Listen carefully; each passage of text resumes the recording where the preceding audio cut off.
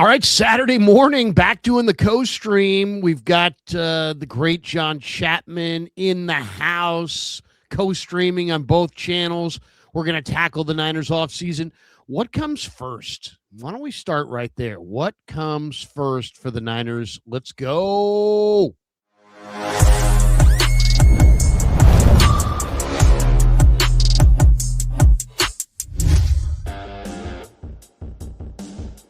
All right, back by popular demand, the great John Chapman. We're co-streaming again on a Saturday. Welcome to the Krug Show meets the John Chapman 49er Rush podcast experience. Hope everybody's having a great Saturday. Welcome. Brought to you by Pig and a Pickle. The best barbecue in all of Northern California is Pig and a Pickle. Check them out. They're in Emeryville. They're in Corte Madera. They're soon to open in Petaluma. Thanks to Pig and a Pickle for being the title sponsor of the Krug Show. Thanks to, of course, Sleeper. We'll get more into them in a bit. Thanks to Habbas Law, the great Habbas Law firm that sponsors the Krug Show. And the Krug Show is getting ready to go boots on the ground in Arizona. We'll be road tripping to spring training for a little golf and a little baseball Thursday, Friday, Saturday, Sunday, Monday. So if you're in Arizona and you see us filming, stop by, say hello, maybe get yourself a Krug Show t-shirt. There we go. We'll have some merch. I want a Krug Show t-shirt. I got to get one of these bad boys, man. Oh, I know. Seriously. I got to represent. I'm not doing my job over here. Kev, note to self, let's get Chapman a Krug Show shirt. I'm a 2XL man myself. They come in 2X, 1X, L, M, and S. I want that 1X. I want that 1X. The 1X for Chaps. All right, we got that done. It's coming your way. We'll get your address and get it out to you. Look who's in the house, back by popular demand. The great John Chapman, everybody. All right, come on. You guys got more than that. Come on, it's Chapman. Thank you. All right. He will not be signing any objects today, flat, round, or otherwise. So don't pepper him on his way to his vehicle. Seriously, what happens is these streams get so big, and then John's walking to his car, and he can't get out. Maybe he wants to go skiing. Maybe he wants to go hang with the family, and he can't get to his car. He's like Christian McCaffrey trying to pull out of the Niner facility, signing all those mini helmets. You know, as he's Me and driving. Christian McCaffrey have so many things in common. It's unreal, Larry.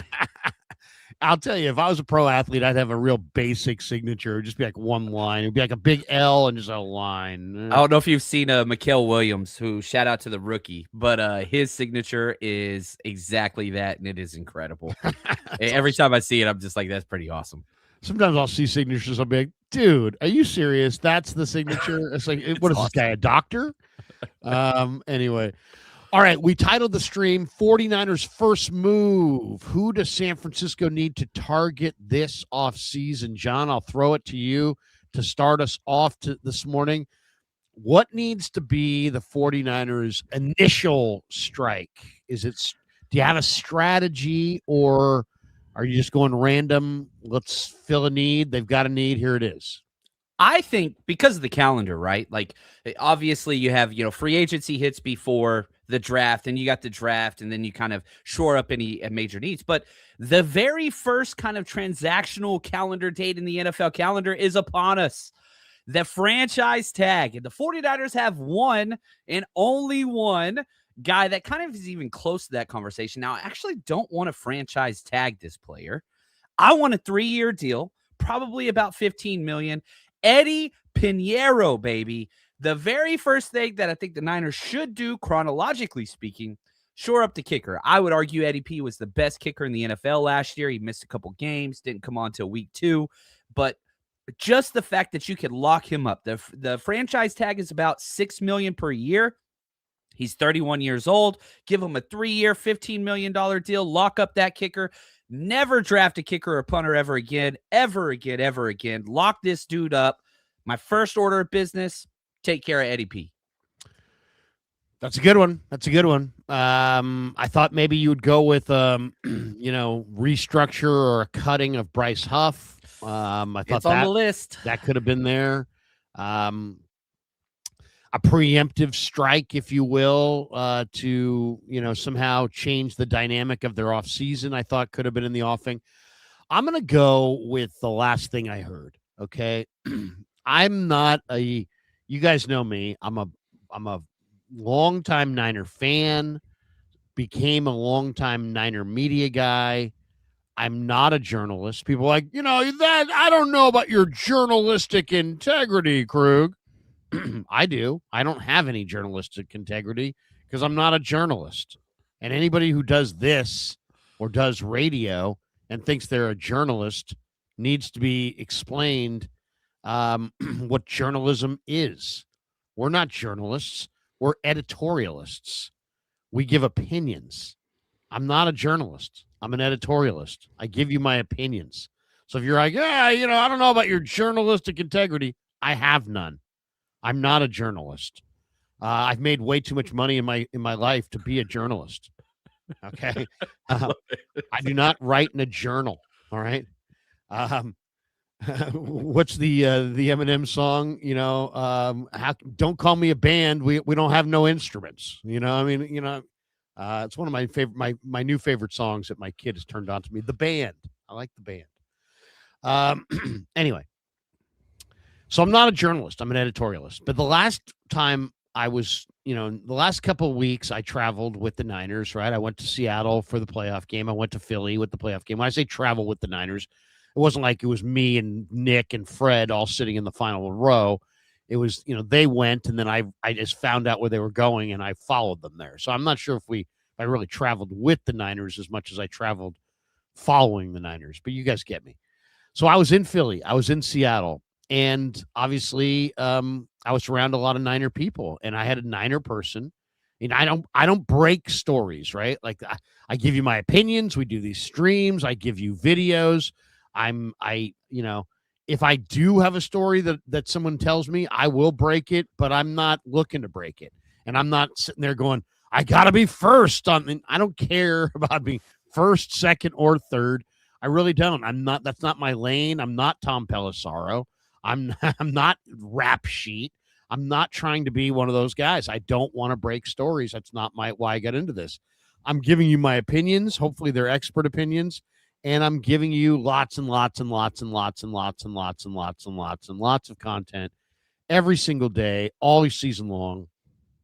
And it's impressive how much content you give, Larry. Right, it's impressive. Credible, Johnny. Right? I want everybody else. We want it to be credible. It's not like we're trying not to be credible. I'm just saying I'm not in the I'm breaking stories lane. You guys know that. So if I break anything, it's like totally by sheer happenstance. Somebody told me.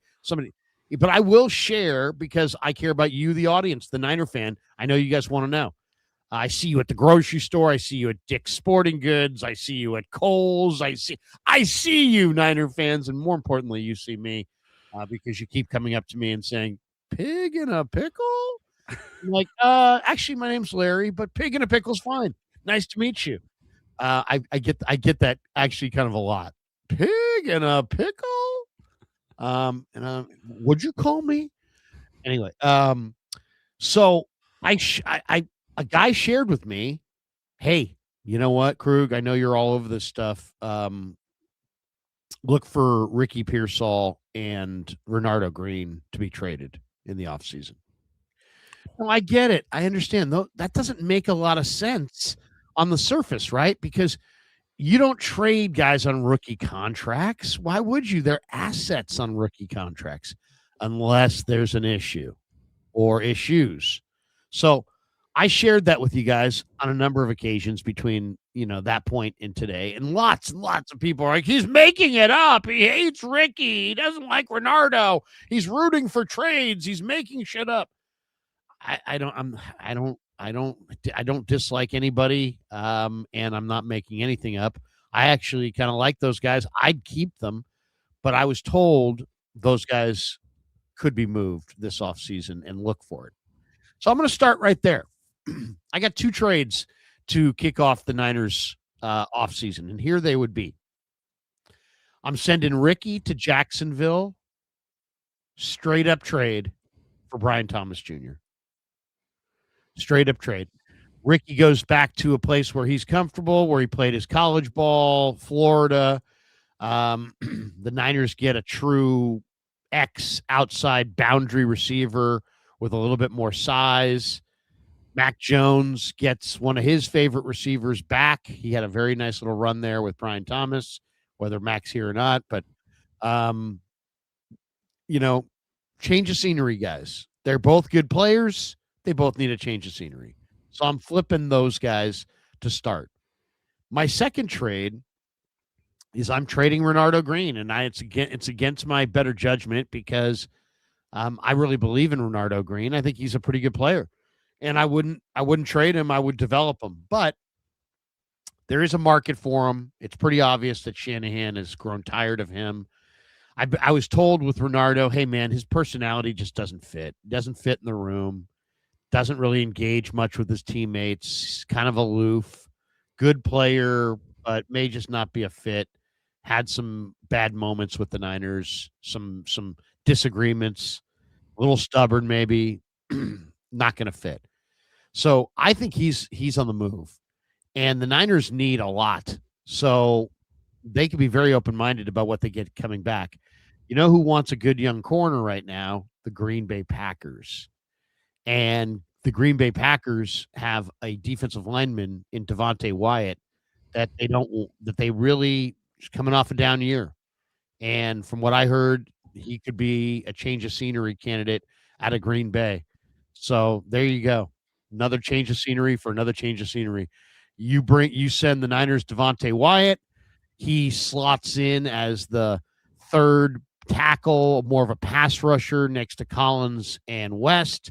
And the Niners have their 3-tackle deal set up in the middle. And the Packers get a reliable, man coverage corner that they can plug in outside and play him. Once again, 2 change of scenery trades. One brings Brian Thomas Jr., the other brings Devontae Wyatt. What do you think? The wide receiver swap, that happened a lot, but good Lord, the 49ers need an X in the worst of ways. You drafted Ricky Pearsall with the understanding you were going to have Ayuk long-term. Ricky Pearsall was going to take Debo's role at the Z wide receiver. That was just the way it was going to work out. It was all planned. But then Ayuk does Ayuk things. So now you don't have an X. The good news is this draft is full of X wide receivers. However, rookie wide receivers and Kyle Shanahan don't necessarily mix very well either. If you could get Brian Thomas Jr., I would be willing to give up Ricky Pearsall and probably like a 3rd or a 4th round to get Brian Thomas Jr. I know he had a down year last year, but that is a major need. I would argue the biggest need on the team, on the entire roster, offense, defense. That X wide receiver is just a void right now. Jordan Watkins, you like the potential, but he couldn't crack the starting lineup. He couldn't even crack the backup lineup. So to get something there, I think that would be huge. I would love to bring in Brian Thomas Jr. Those player-for-player deals don't happen a lot. I would love it. But, man, that would be quite the shakeup for sure. We got this one, Bobo, saying Ricky is from Arizona. No, I know. I get it. I know he's from Arizona. But he went to college at Florida. He went to Arizona State and Florida. But I'm just saying, in a part of the country where they saw him play pretty good football there at Florida, there may be some affinity for Ricky and Brian Thomas. I mean, to me, that's just an idea. Though, for you, Bobo, what do you think of this one, John? I also thought of kind of a 3-way deal that I think kind of makes sense. There, since we're off the reservation with player-for-player trades, let's do it. We might as well go with a 3-way because they're, what's next? A blimp's going to hit the stadium. We're going to just talk about things that aren't going to happen on this live stream. But this one makes sense, I think, on a lot of fronts. I was watching ESPN the other day, and they had the former Jets GM, Mike Tannenbaum. And he had his, hey, Mike, we're going to map out where every single quarterback's going to go. You're going to tell us where every quarterback's going to go. And he's like, okay, yeah, I can do that. So he went through the list and said, this guy there, this guy here. And I'm just looking for it. I'm going to share it with you guys, and we can talk about it for a second. Here it is. Okay, so Tannenbaum says Miami's going to get Malik Willis in free agency. So the Raiders are going to go for Fernando Mendoza. We kind of could figure that one out. Then he says Arizona goes Tua Tagovailoa. Vikings, he says, get Kyler Murray.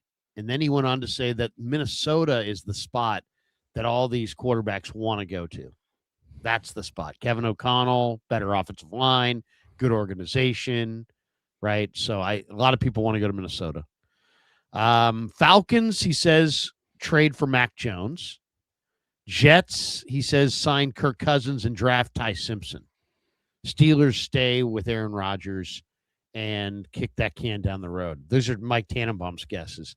So that's interesting. He's got the Vikings with Kyler and the Falcons with Mac Jones. But here's my three-way. What do you think of this trade? Minnesota, Cardinals, Niners. Okay. Minnesota gets Kyler Murray from Arizona.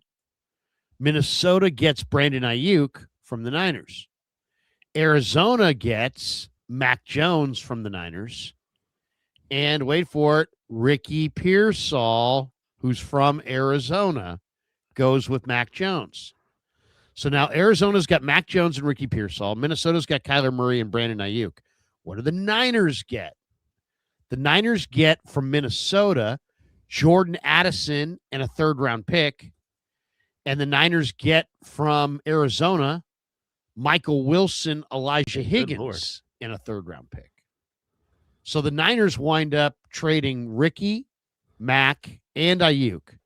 But they do get Jordan Addison. They do get Michael Wilson. They do get Elijah Higgins, who's a backup tight end from Stanford, who I think Lynch probably would love. And the Niners could actually use at this point. And a couple day 2 picks. What do you think? For losing Ricky Pearsall and Mac Jones, you get 3 players and 2 picks. I'm freaking from a Ayuk perspective. Hell yes. Yeah. Ayuk, I've seen rumored to be moved in a trade, so that I was going to ask you about that. But then, Ricky was a first. Mac is worth at least a second. So to me, you got to get like a first and a second value coming back. Jordan Addison, Michael Wilson, and a couple thirds, I think is probably pretty fair. What do you? And the Niners then get off of Ayuk. They move Mac, granted in the division. They get off Pearsall, but they add Addison, who's a separator, Wilson, who's got downfield threats. Immediately, Addison, Wilson, and Higgins give you a lot more speed. And then you get a couple bites of the apple on day 2. To me, I'd be totally fine with that. Oh, sign me up. Yeah, 100%. Because Michael Wilson, I think, is kind of the key of the deal, right? Like, who gets the best player in this trade? I want to argue Michael Wilson is the best player. I thought Addison. You think Addison? Well, Addison, my problem is just the off the field stuff, right? Like, there's a little bit of worry there because his next suspension could be literally a full year suspension. Hopefully that's cleared up. But Michael Wilson, I'm sorry. Like, what that guy did, I was at the Arizona game whenever he had like 180 receiving yards or whatever. And he just kept doing it against everybody. Like, Michael Wilson is a guy that I just want to believe in. I love Ricky Pearsall. I hope he stays healthy, all those things. But in this fun, like, this is what we do in the offseason. We have a good time. We used to do this when we were kids, walking to school. You remember? Like, what if we did this and this? Like, this is the beauty of the offseason where we can take a step back and just have some freaking fun. This would make the Niners better. And I'll say this, Larry. If you told me the 49ers were going to give up B.A., Mac Jones, and Ricky Pearsall, and they were going to get Jordan Addison, Michael Wilson, Elijah Higgins, you can even throw out the third-round picks. Obviously, I'd like to have those as well. I'd take that 3-for-3 swap because you're turning your biggest weakness, which is the X wide receiver role, into one of your strengths. You'd have Jordan Addison who could play the X. You have Michael Wilson who could play the X. And you're getting Elijah Higgins who has a tight end upside that could step in while, Kittle's getting better with his injury. So this makes the 49ers better. Minnesota gets a quarterback, kind of, B.A., if they could coach, bring him back. And then they'd have Brandon Ayuk and Justin Jefferson. That's awesome for them. Arizona, Mac Jones, Ricky Pearsall. I think they're kind of getting the brunt of this deal, if I'm being honest, but you got to get somebody in there. But the Niners get better in this trade, 100%. If I'm Niners GM, I'm signing on to this, and I'm totally cool with that. All right, let's get. Well, first of all, do you have any preemptive deal that you'd like to make before we get into um, how we may fill some of the needs and how we view everything?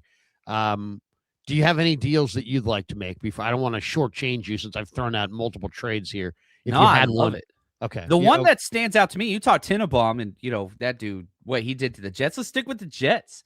They got Garrett Wilson over there, and they're paying him, and I know they want him to be their franchise guy. But again, no quarterback. What about like Mac Jones and a second, or Mac Jones with a second and a third round conditional for Garrett Wilson Jr.? Maybe even Mac Jones in a first if it took that. But I'm a huge Garrett Wilson guy. I think that he took the money, which I can't really blame him, play in New York, but man, that just makes a little too much sense. Again, probably not very likely to happen, but I would definitely be calling saying, hey, Mac Jones plus what to get this wide receiver? I do love Garrett Jones. I do love Garrett Jones. Garrett Wilson. I think I misspoke. Or Garrett Sorry Wilson. about that. Garrett My Wilson. bad. I meant Garrett Wilson. Yeah, I had Jones on the mind because I was looking at a highlight of Mac Jones here. But yeah, I love that. I love Garrett Wilson. By the way, just to lighten the mood a little bit, for those who just haven't gotten enough of Mac Jones laughing, he's awesome. Man. This is pretty awesome. That's good. What? Your favorite Gunna song?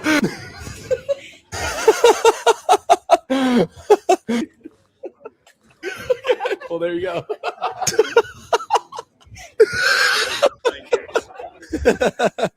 Thank you. Do you want to race?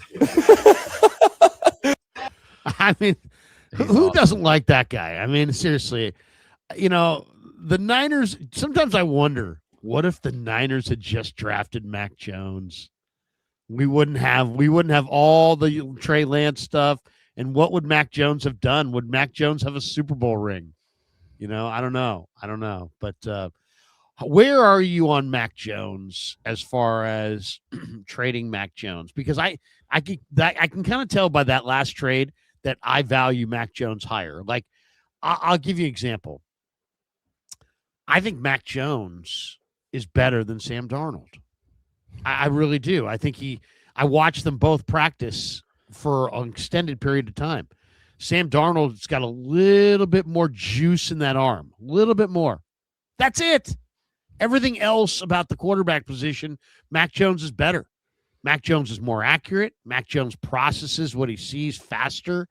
He can get the ball out, I think, from better or more assorted arm angles, different platforms. Neither's mobile. Darnold's a little bit more substantial as far as maybe a little bit more, maybe 5-10 pounds heavier, a little bit sturdier. But Jones, I think, is definitely more accurate and sees it better. I think he's more like Purdy than Darnold. So I think Jones is really good. I really do. I like Jones. This guy's like, look at this guy, Billy Bang. Stop, Larry. You keep pushing this, but you sound insane because he's not better than Sam Darnold. Why? Why is he not better than Sam Darnold? People don't understand. Sam Darnold didn't look good with the 49ers. Sam Darnold played one game with the Niners. He lost and threw a pick to the Rams on the goal line on his last play with the Niners. Sam Darnold doesn't see the field like Mac Jones. He doesn't have the accuracy of Mac Jones. You're just looking at Sam Darnold just won the Super Bowl. Yeah, he did, with an awesome run game and an awesome defense, and he had to make like a few throws in one game. That's it. I'm telling you, man, Mac Jones is better than Sam Darnold. And if you put Mac Jones in Seattle, he would do a lot of the same things that Sam Darnold is doing in Seattle. I really believe if Mac Jones were in Seattle, he would have won the Super Bowl. So that's my point, is that you're trading a quarterback that's good enough to win a Super Bowl in a market where I get it. Like, somebody's like, what's Mac Jones's price? His price tag in a totally neutral market, I think, would be like a day 3 pick or day 2 pick, like a round 3 pick. What's Mac Jones worth? Maybe a 3. maybe a 3 and a 5 in a world where there's no supply and demand and there's no anything. You just, what's he worth? That's what he's worth. But then you mix in his contract, which is tiny and 1 year on it, which is basically an ideal contractual situation for the team trading for him. And then you mix in not just his contract, but also the fact that this guy's made a Pro Bowl. He just went 5-3. He played really, really well. And you mix in the supply and demand of, oh, you're offering 2 threes, and we said no. Go ahead. Go. We're gonna say no. You take your 2 threes and see what other quarterback you can get with your 2 threes, and then we'll come back and see if you're willing to pay our price. Because the reality is there is no quarterback out there that you're going to get that's better than Mac Jones for offering a couple third-round picks. So that's what his value is, a third-round pick. But if you mix in his contract, now he's worth more. And if you mix in the supply and demand of, if you don't get him, you're getting who? Malik Willis? I don't even know who you would be getting after Malik Willis. There's only one Malik Willis. There's only one Fernando Mendoza. There's like 10 or 12 teams that would like to get themselves a new quarterback. Because of supply and demand, you're going to pay a premium for Mac Jones. At least you should. And from what I can tell, the 49ers, there was some story where there was a quote from an executive saying, yeah, Kyle really wants to keep him, and they're asking for the moon. They should ask for the moon. Because this guy could wind up, if you traded Mac Jones to a good football team like Minnesota, he could wind up in the Super Bowl like next year or the year after, and you could look really, really bad. So this idea that you just take a third and get down the road, there's no reason for that. That would be a great trade if there was a great quarterback rookie market and there was 5 or 6 guys in free agency that were out there.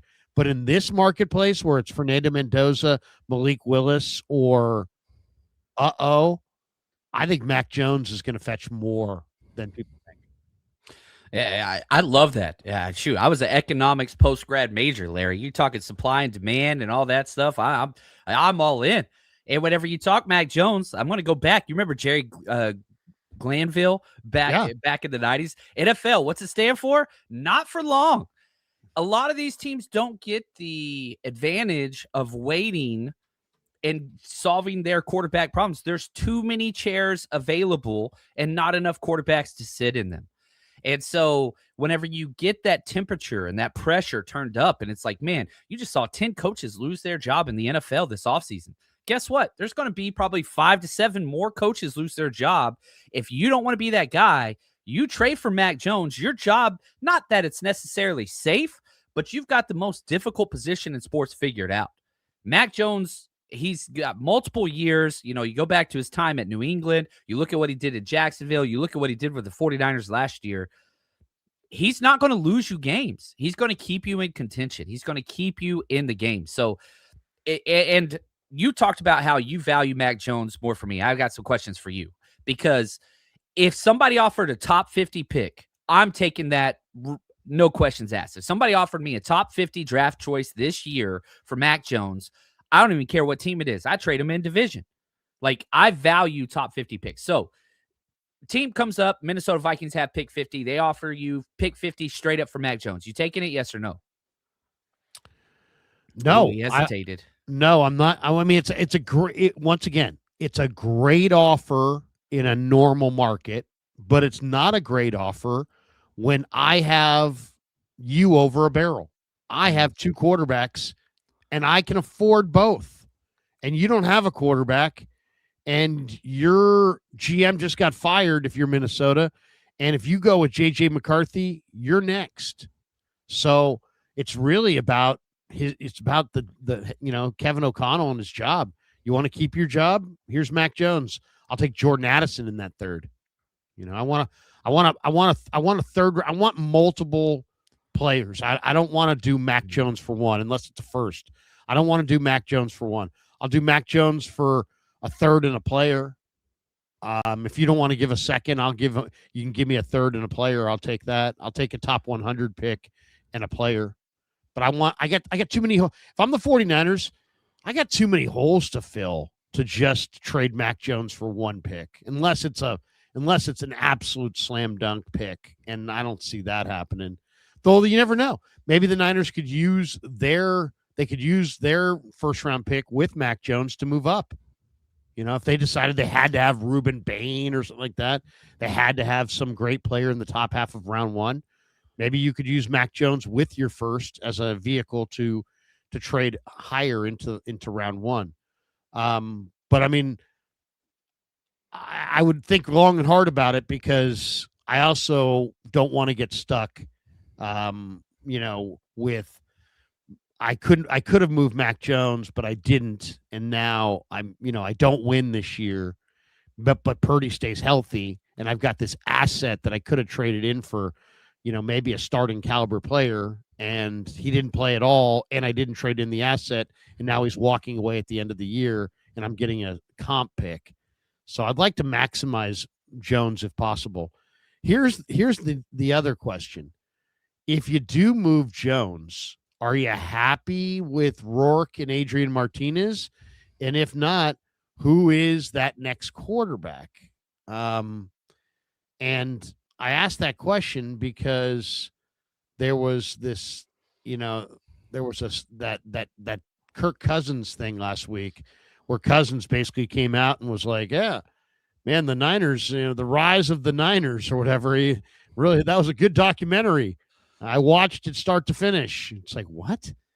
You watch it. Here it is. He says, really enjoyed watching the rise of the 49ers on AMC. Compelling storytelling of a head coach, owner, and players who shaped so much of what football has become. # rise of the 49ers. I mean, that was a 4-hour commitment. Now, I realize it's the offseason, but are you telling me that Kirk Cousins, who's made hundreds of millions of dollars, has got 4 hours to throw away just on I'm interested in football? I don't buy it. I think Kirk Cousins knows he's likely to come here. Supposedly the Falcons are going to cut him before the draft. And if you're his wife and kids, they don't want him to play at all. He's made $300 million. They want him to come home. And he's like, no, I want to keep playing. Why do you want to keep playing? We have all the money we need. Yeah, I want to win that ring. Okay, well then what? You want to go play for the Cardinals? No. You want to go play for the Jets behind their horrible line? No. I think he's watching 4 hours on the rise of the 49ers because I think he's going to join Shanahan and Purdy as the replacement for Jones as the number 2 quarterback. And I think the quarterback room is Brock and then Cousins and then the winner of the Rourke-Martinez battle and maybe the loser on the practice squad. I think that's the quarterback room next year. I think Cousins is going to be here. What is your read on it? Well, you brought up Kirk Cousins' wife. I think the number 2 person who loves Kirk Cousins the most after his wife is Kyle Shanahan. Like, so it goes Kirk Cousins' wife, then Kyle Shanahan, and that might be a little bit of a battle in and of itself. Kyle loves this guy. It didn't even scout Patrick Mahomes because the idea of, well, we're just going to sign Kirk Cousins in the offseason next year.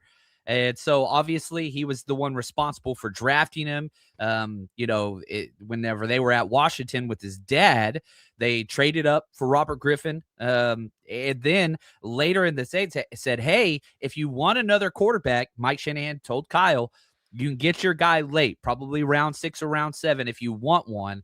And Kyle was just adamant, get Kirk Cousins. Like, this is a Kyle Shanahan guy. That Shanahan loyalty program, we know, always goes back to the well. So it makes sense. He's got to get out of Atlanta, though. I don't think the Niners would trade for him. He'd have to be cut. And if they cut him, Atlanta about to lose another $10 million if it's pre-June 1st, if they cut him after June 1st. So that's one of those transactions that would have to take place after the draft. It just doesn't make sense financially for the Falcons to move on before, unless they get a trade partner. But I don't think the Niners trade for him. But like, if you tell me the Niners trade, get the type of haul you're wanting for Mac Jones, and you get to bring over Kirk Cousins without trading for him, that is just spoils on spoils. Your roster is going to get better with the trade of Mac Jones, the assets that you get in return.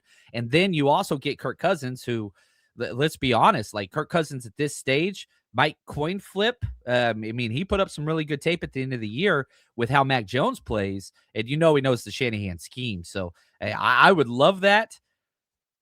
Got to get the biggest obstacle for me is the Falcons getting out of that contract and waiting all the way through the draft without addressing that need. You'd have to trade Mac before free agency, and you'd have to replace him after the draft.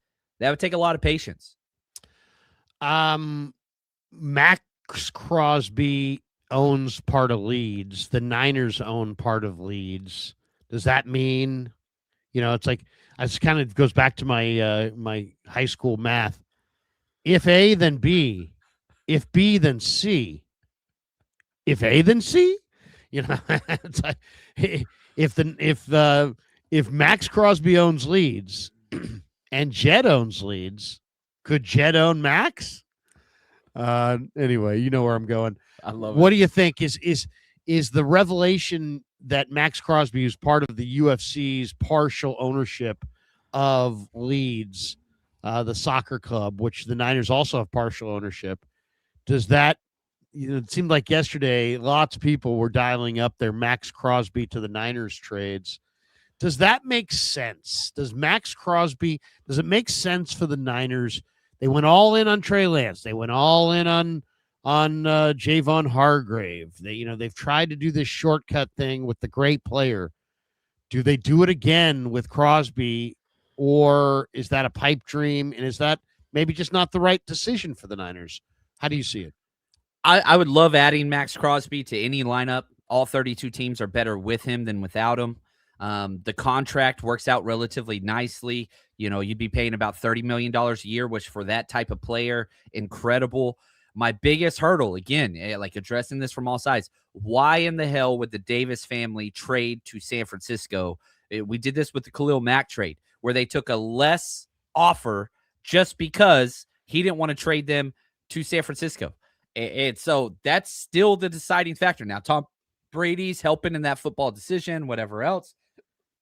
I don't understand why they would trade him away. If I'm the new coach, Kubiak, I'm not trading him. If I'm the owner, I'm not trading him. If I'm Tom Brady, I'm not trading him. So from a Raiders perspective, which I really hate trying to diagnose anything from the Raiders perspective, because I feel like I lose IQ points, but I can't understand why they would. They're getting their quarterback in the draft, Fernando Mendoza, which, we'll have to see how that pans out. But like, why trade him to your biggest market rival? We live in the Bay Area. You still see Raiders fans. Like, they still exist.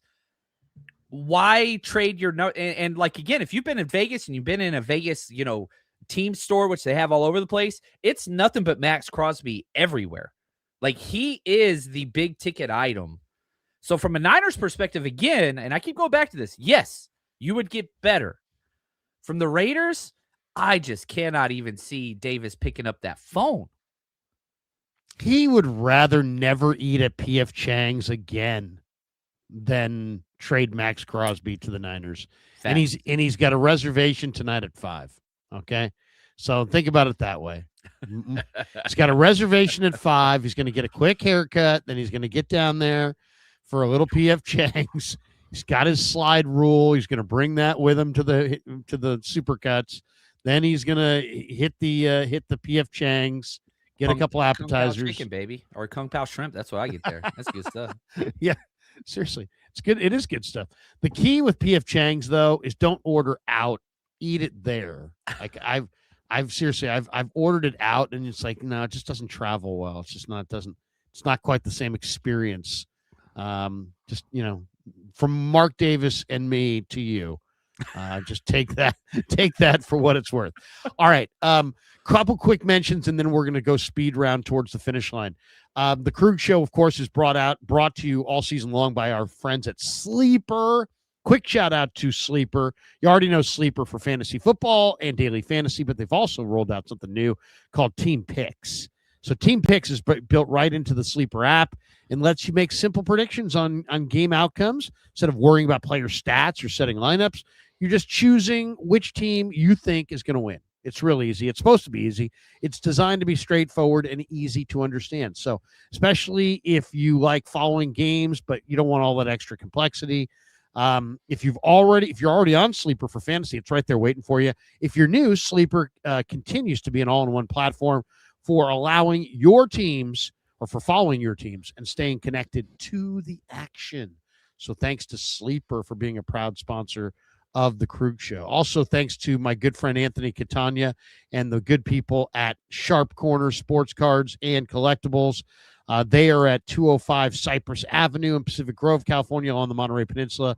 Give Anthony a call. He's at 831-521-5264. Or you can connect with him via Instagram at Sharp Corners 831 on the gram. All right. Let's hit the Niner needs here. I got 13 Niner needs. I'm just going to throw a need. You just throw a name, either in free agency or in the draft. I'll come back with a name. We'll go to the next spot. Quarterback 2. The Niners don't need a starting quarterback. Purdy's their guy. They may need a number 2 if they trade Mac Jones. They may not if they keep Mac Jones. So I'll just say it to you. Quarterback 2. Who's it going to be? Sam Elringer. Really? The former Texas Longhorn. Got to stay with the fam. I just feel like he's always needed to be in a Shanahan scheme. Hasn't really had that advantage yet. I think that they like Curtis Rourke, and I think that they want him to win that job. So I don't think they bring in a huge heavy hitter if Mac does leave. But somebody like a Sam Elringer or even a Zach Wilson or something like that to compete for that number 2, number 3 spot, I could see that. But Mac Jones is who they want it to be, unless they get that haul you were talking about. Yeah, I think they use Jones as a vehicle to rebuild, and I think Kirk Cousins is going to be the guy. But if it's not Kirk Cousins, I'll tell you the guy that I really love in the draft. This year it's Mendoza, and then it's thought to be just a crappy quarterback draft. But, just in watching doing the deep dive on some of the quarterbacks in this draft, that second group of 5, I really like. And the guy that I'm really enamored with is Mark Gronowski from Iowa. I really love this kid. First of all, why do I love this kid? He is 6'2", 235. Okay. So he's got good size. He's got 10.25-inch hands, huge hands. He's a mechanical engineering major who's already graduated from college, who's working on his master's. That's plenty smart. He's the winningest quarterback in college football NCAA history. He's 58-10 in 68 career starts.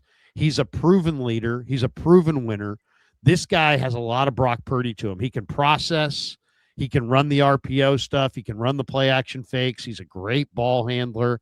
He's got that gamer attitude, 58-10, experience in a pro-style offense, leadership qualities. He's got the it factor, 4-time captain, MVP of the ReliaQuest Bowl at the end of the year against Vandy. Then he went to the Shrine Game. He was the MVP of the Shrine Game. This guy is experienced. He comes from an athletic family. They said his arm strength wasn't great. He looked like he had the strongest arm of any of the quarterbacks that I saw in the East-West game. I like Mark Gronowski. Started at South Dakota State throwing passes to Tucker, what's his name for the Tucker Kraft. Tucker Kraft, yeah. And they won 2 national championships. Then he went to Iowa this year. He wasn't very good. 10 touchdowns, 7 picks. His accuracy is a question mark. He'll stare down some receivers. They say he lacks a big-time arm. These are the reasons he's going to be there on day 3. But they're all those traits I told you about. 6'2", 235. He breaks tackles, big hands, smart as hell, leader, winner. I'm trading back. I'm getting an extra day 3 pick, and I'm taking this guy, Mark Gronowski. I love me some Mark Gronowski. All right. Running back. Niners are going to go for a running back. And the question is, are they going to go for a good running back? Are they going to move Christian to receiver? Are they going to make Christian more like a Gibbs, like a scat back? I think they need a significant running back. I was on with Dieter yesterday, and he was like, he thinks Najee Harris is coming here. I like Najee as a fullback and as a jack of all trades, like replacement for Juice eventually. Power back, short yardage back, but I don't like Najee as he's not a fit in this offense. He's not fast. So go ahead, John. Running back. Who they need something to complement Christian. Who is that something? I think they're really high on Jordan James, and I think that he has the inside track to the number 2 job. I think they're very high on him, but you have to bolster that room. Kenneth Gainwell, I think, is one of those guys that can do it all. That's not going to break the bank in free agency. And if you do draft Penn State's Nicholas Singleton, big-bodied, fast, quick, can kind of do a little bit of everything. Again, kind of a round 3, round 4 guy. Niners have a lot of picks in those areas. So I'd prefer Kenneth Gainwell. I want somebody that's actually going to play. I'm tired of him drafting these running backs in 3rd, 4th round that never play. But Jordan James should get the inside track. Then Kenneth Gainwell, that's what I'd like to see. Those are great names. I love the Gainwell idea. That's a great idea. I like the backs that I've fallen in love with in the draft lead up. Kalon Black from Indiana. The leg strength. I know there's bigger, faster guys. I just love that kid. He's got tremendous heart. And then there's a kid from Florida International named Keyshawn Owens, who's a really speedy back who just looks like an ideal fit for Shanahan. Those are 2 of my favorite backs in the draft. I also love Jadarian Price from Notre Dame. He's probably going to go in the 2nd round, but I love Jadarian Daniel Price. Jeremiah said he's not going to be shocked if he goes round 1 I yesterday. love him. Yeah, absolutely love him. He's got hands. He's explosive. And now he's not a proven every down back because he's been running behind Julian Love, but he's a hell of a talent. All right, tight end. Well, they got Kittle, but that's all they got. They got Kittle and they got Tonjes. Farrell was a disaster. Braden Willis is just a guy. They need a significant tight end, if not 2. Who are your guys? Man, this tight end free agency class is awesome. There are so many. Better. It's going to get better. David Njoku would be the one that I would want to add just because he fits the 49ers mold for this hyper-athletic, do-it-all tight end. But Cade Otton, like that is the cheaper option that the 49ers tend to go after in this free agency cycle. Somebody that can block, do the tough yards, do the tough catches, do whatever needs to be done. Really would like to see it. And if I'm going to be honest with you, dude, I want Jake Tonjes getting way more looks. I'm tired of Jake Tonjes just not getting on the field at all when Kittle's healthy. The Farrell experience needs to be over. But, dude, let's get Tonjes a little bit more action. He could be a pass-catching option at minimum. But Cade Otton's a guy that I would love to see. Yeah, that's a good name. He's a really good player. I'll tell you this. I mean, I think that the Niners, there's some really intriguing free agents, and guys that are going to be off. I saw Cole Kmet could get cut. They're saying TJ Hawkinson could get cut. I saw Tommy Tremble could be a cap casualty. This is an aisle where I think the Niners really have to shop. Why? Because the guys who get cut aren't part of the compensatory formula. So if somehow somebody offloads Tommy Tremble and cuts him for cap purposes, you could go sign him. He doesn't count against the whole formula that determines the draft pick compensation picks at the end of free agency going into next year. So I think that's a big thing for the Niners. I like Tommy Tremble if he gets cut, but if he doesn't get cut, Cole Kmet's not bad. If he gets cut, there's a lot of talk that he will. But the 2 guys I really like in the draft, I like the Stanford kid, Sam Hauser. He's not a great receiver, but he's a really strong body blocker, and I think he could be a really good 6th-round pick. And then I love R.J. Maryland, which is Russell Maryland's son who played at SMU. He's 6'4", 240. He's got great receiving skills. I love him as maybe an undrafted guy. All right, wide receiver. They may need multiple wide receivers. I like Brian Thomas and Jordan Addison and the idea of trading for veterans, but there's Romeo Doubs, there's Alec Pierce. The free agent receivers are going to get overpaid. There's just no question about that. I've looked at some of the projections. It's like, you got to be kidding me. $28 million a year for Alec Pierce. There's no question that the Jawan Jennings may get north of $20 million. That he ain't coming back if that's the case. And if he's not coming back, they have wide receiver crisis right now with the Niners because they're running out of dudes. They don't have anybody they can really depend on. What do you do at wide receiver? Who are you looking at? It's one of the worst wide receiver rooms in the NFL. It's not even like it's bottom 3, no matter how you slice it. And that's even if Ricky Pearsall comes back, is dependable and plays, a full season.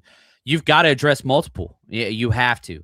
Romeo Doubs just makes too much sense because it's a cost-saving starter that could play X, and you can work in Jordan Watkins. I think that is an option that is there. Wan'Dale Robinson, who you've brought up, could play that slot role, which you do not have filled. That's an issue as well. But, man, one of my favorite players in the draft so far, and he's not getting enough love, is Tennessee wide receiver Chris Brosel II. 6'5", 200 pounds, downfield threat that could shut down at the top of his routes. My comp for him is a taller Devontae Smith, and everybody keeps talking about him being a second-round pick, and that's fine with me. I think after the combine, he's going to be a lock at the back end of round 1. So if you're going to draft an X, Chris Brosel II, he might have the highest ceiling of any of the wide receivers not going top 3 in this draft. I'm a big fan of this kid. So if you can get him in the second round, I'd take that pick right now. I'd prefer to go outside wide receiver. Like, I don't want to draft a wide receiver round 1. But if you could wait till round 2 or trade back, Chris Brosel II out of Tennessee, I'm telling you guys, his tape is phenomenal.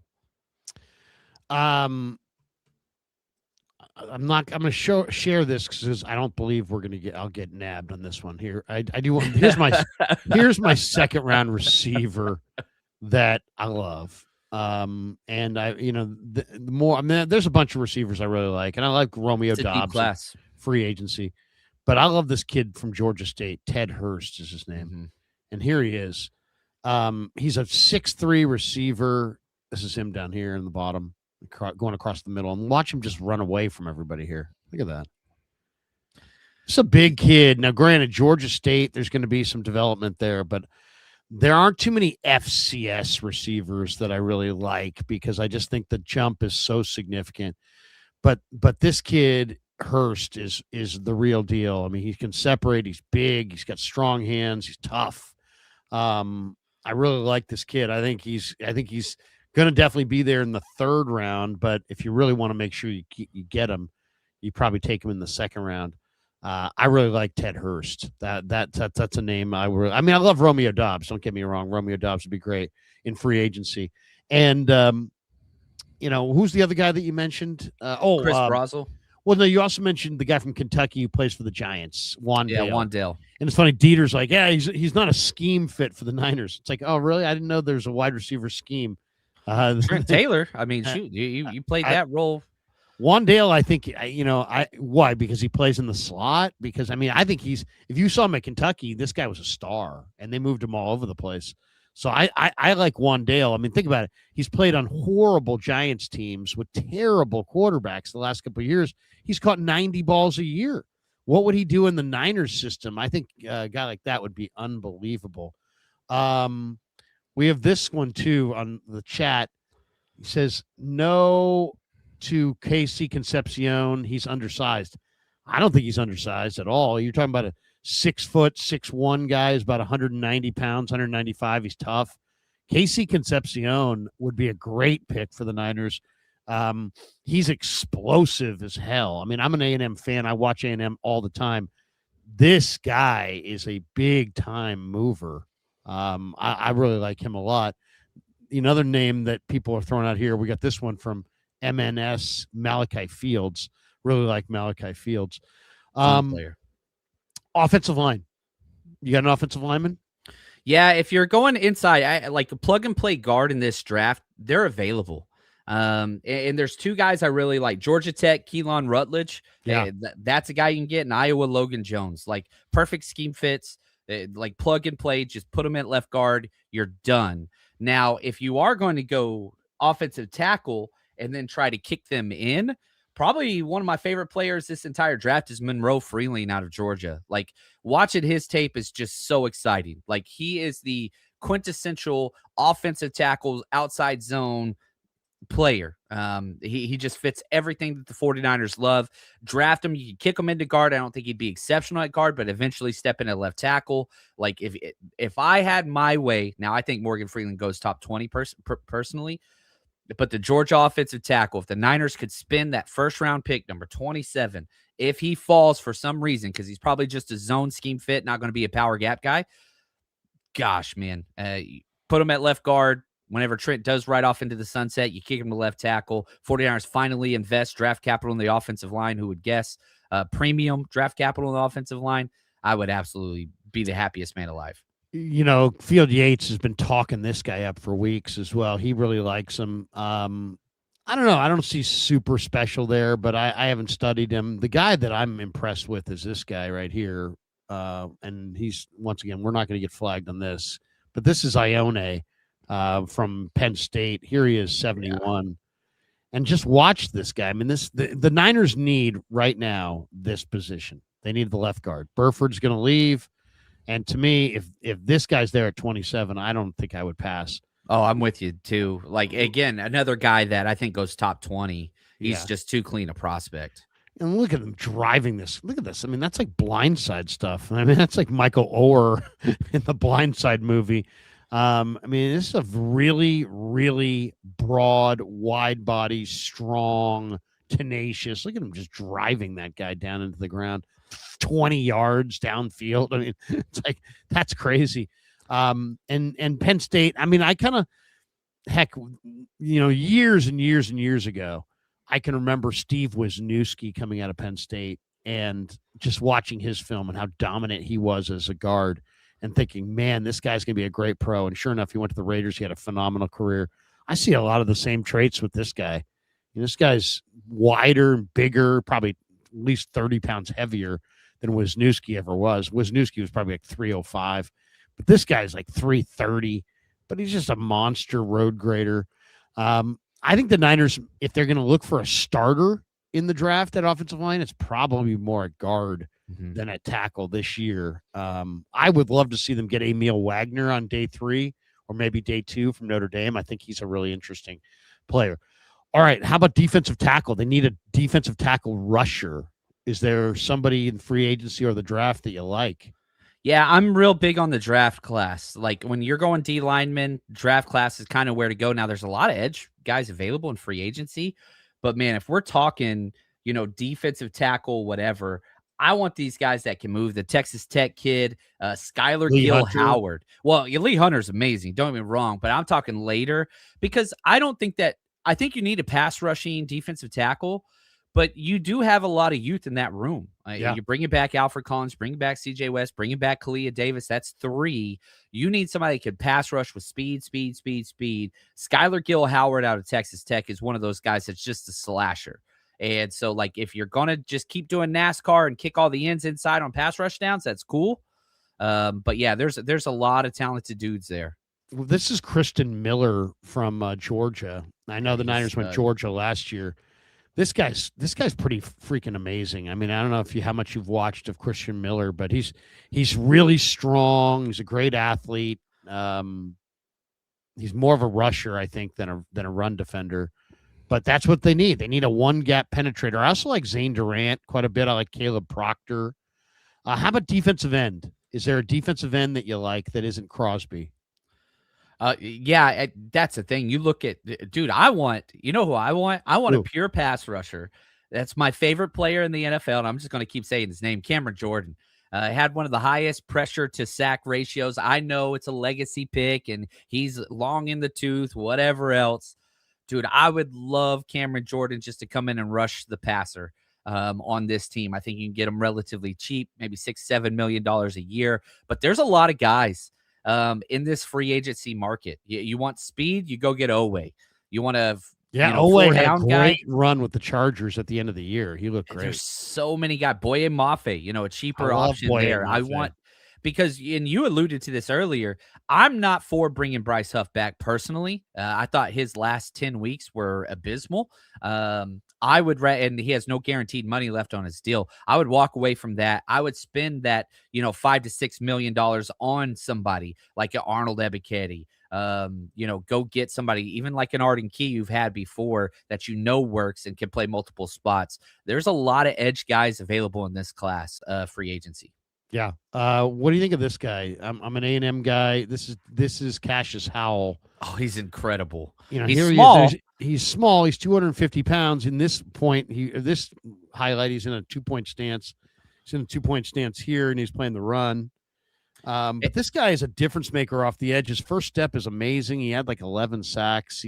He really does. He's 245, 250. He's not 270. But, so I don't know. He's going to dominate the combine, Larry. His change of direction, like I wish everybody still did 3 cones. Like he might break a record. Like he is so shifty. Bend, energy. I hate A&M more than anybody. I love this kid. I love this kid. And he's projected to go in the 20s. So, edges usually get pushed up. Quarterbacks, tackles get pushed up if he hangs around, because threshold teams will not draft him, right? Like the Colts ain't drafting that dude. And so like the people that want the arm length and the Trent Baalkes and all that's not a Cassius, type team. But for the 49ers, man, you've got all the big dudes outside already. Go get somebody that is just going to rush and do that NASCAR and all that stuff. He's awesome, man. He loves the game of football, and you can see that on silent tape. He's fun to watch for sure. I love the idea of Boye Mafe and taking a piece away from Seattle. How about linebacker? Is there a linebacker you like? Man, again, free agency linebacker, that's where I want them to go. I do not want them to draft here. I want experience. You've got Nick Martin. You've got D. Winters, you got Tatum Betham. You have these youth guys that aren't quite developing at the rate that you would hope. Man, go get somebody. I don't even care if they're older. You Quay Walker, Caden Ellis, Devin Bush.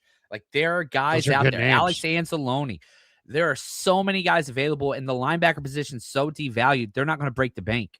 You're talking $7 million for a starting will linebacker. Hey, come sit next to Fred Warner for your final contract and go compete for a Super Bowl and just fly around and hit people. We're going to make it easy on you.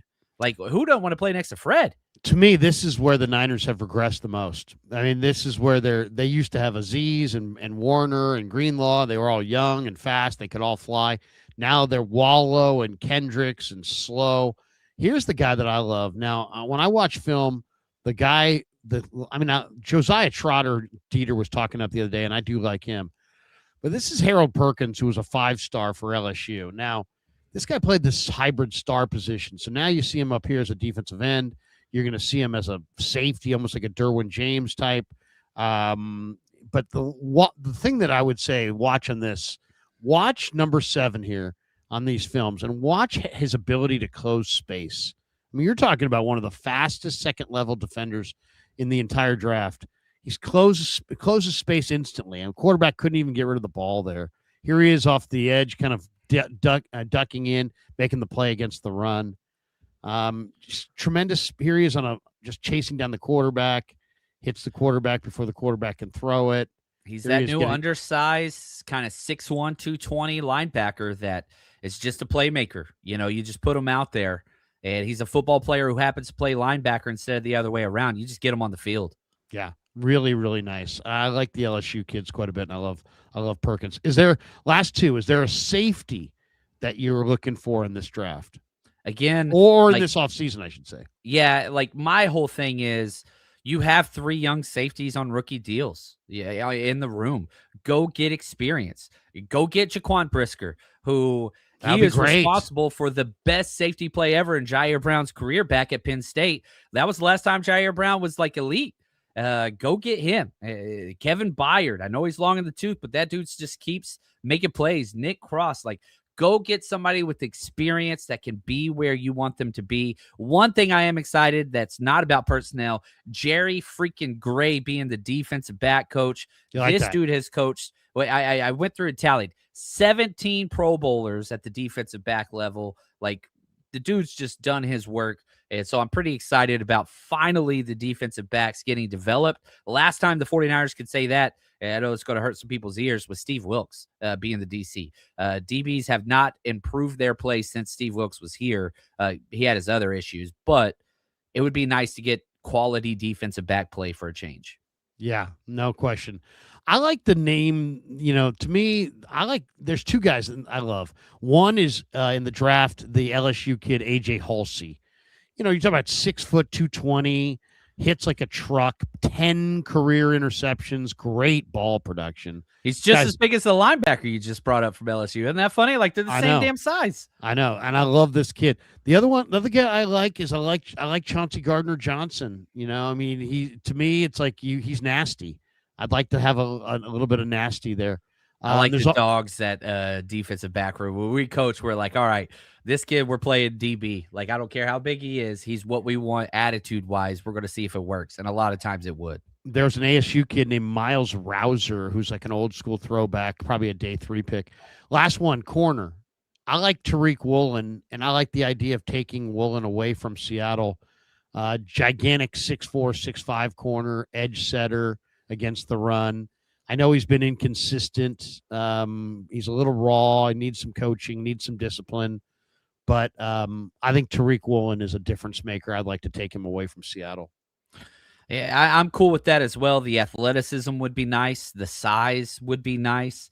I'm going to go 2 guys in the draft, and I love Keontae Scott out of Miami. I think that he's just a fun player. And Pons. Like, I don't know what you do. Like, can you really go out and play against 13 personnel with D'Angelo Pons and Upton Stout, as defensive guys? You look at the weight, it's just like, dude, is he going to test in over 170? I don't even know. I don't care. I want guys that love football and play the way that they play. Upton Stout was the best draft pick the 49ers had last year. Find a way to go get, D'Angelo Pons. I don't care. Get him out there. Like, I don't care. I understand the measurables matter. When he puts his pads on and he plays against whomever, I'm taking Pons almost every single time. He's going to fall in the draft, but like that's 2 guys I'm just like, I don't care. I want that guy to wear my uniform and to represent the team that I coach or play for. Go find a way. Find a way.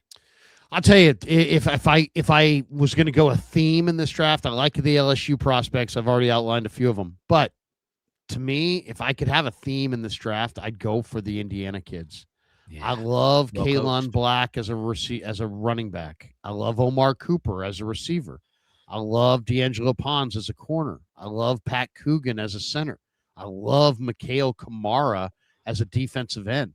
So they got a bunch of guys there that are really good prospects across the board, and I kind of like them all. And I would try to get as many of those guys as I possibly could.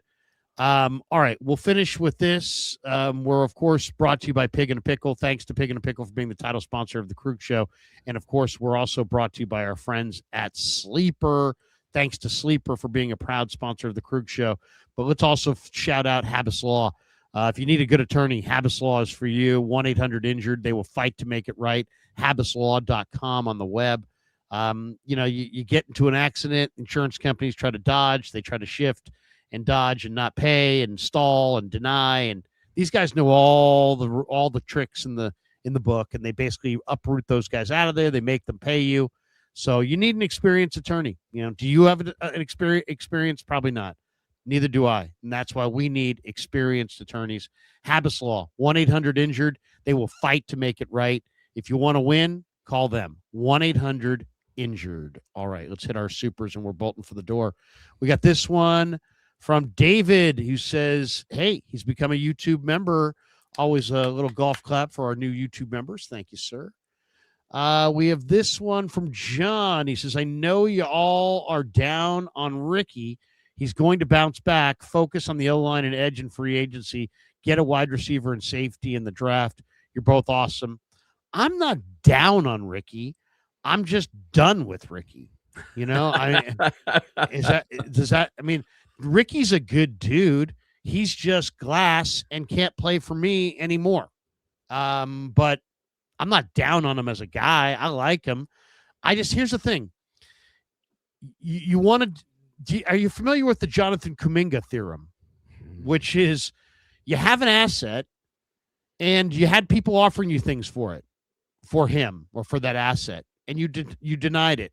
No. We love him. And then you traded him for Porzingis. Why? You waited. You devalued him. You held him too long. sometimes you can hold on to things too long and they lose their value, right? If people are like, hey, don't trade Ricky now. Let's see what he does this year. And if he doesn't play well, then trade him. No, you don't get the whole world of trading. If he comes out this year and plays poorly, he has no value. If he comes out right now and they trade him, you could get something for him. It's still speculative. He's still right now a product of bad luck, and give him time, and it's just a matter of time. And he's shown glimpses. If he goes through all next year and scores no touchdowns, you're not getting a bag of chips for him. So what I'm saying is, I don't want a bag of chips for him. You drafted this guy in the first round. He needs a change of scenery. Brian Thomas needs a change of scenery. Flip them for each other and double win. Niners win, Jaguars win, Ricky wins, Brian Thomas wins. We're all winners. It's like the United Way. All right. John says, okay, we're not down on Ricky. We love Ricky. We just don't want Ricky here. I just don't want Ricky here. And Ricky, if you're watching, I love you, man, but it's time to go.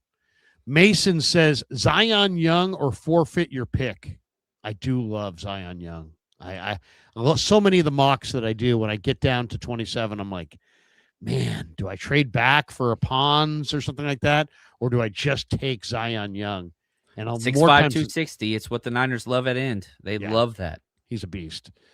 Silent. Purdy ain't afraid to throw into traffic, and he is shorter. Why not draft Brazil and Fields for him to throw to? We already have small, shifty wide receivers.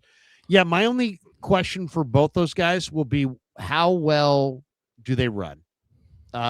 Brazil's 6'5", 6'6", long arms, high points the ball. He looks like he's going to run, to me, just without knowing anything about him and just watching his film. I'm going to say he's going to run 4.49. That'd be a good time for him. That'd be good. Yeah. But maybe 4.52. I mean, that would be my range. For Fields, I think he's slower.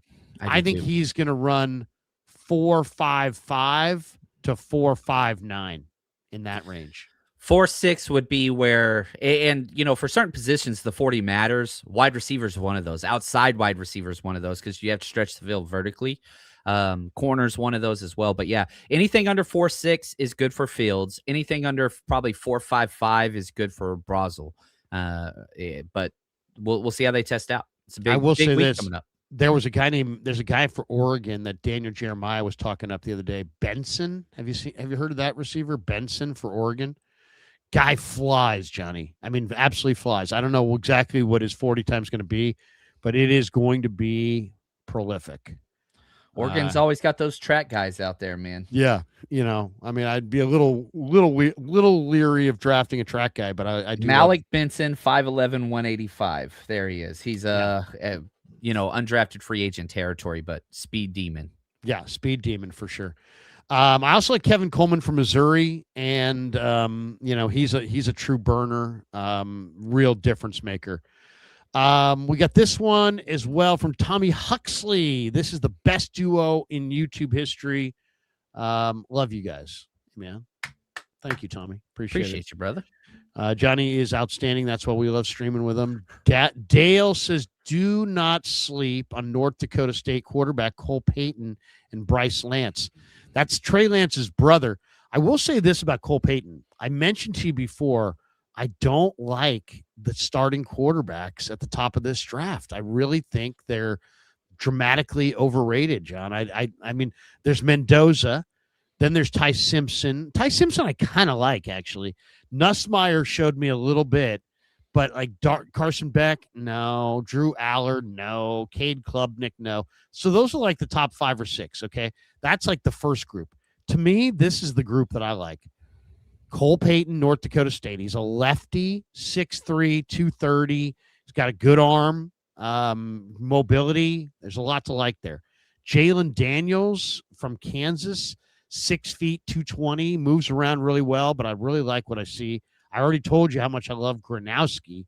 Haynes King from Georgia Tech is tough, really, really tough. And the guy you got to study is Jacob Clark from Missouri State, 6'4", 220, good arm, moves pretty well, really, really, really accurate.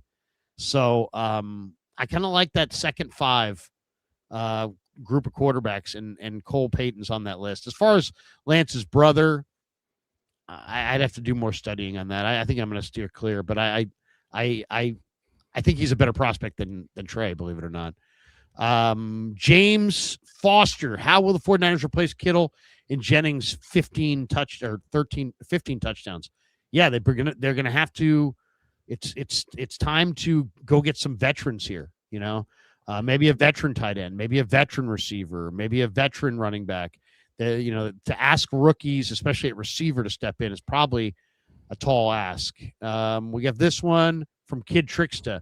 Ricky sucks. Toledo wide receiver Harry Balzac. Sleeper.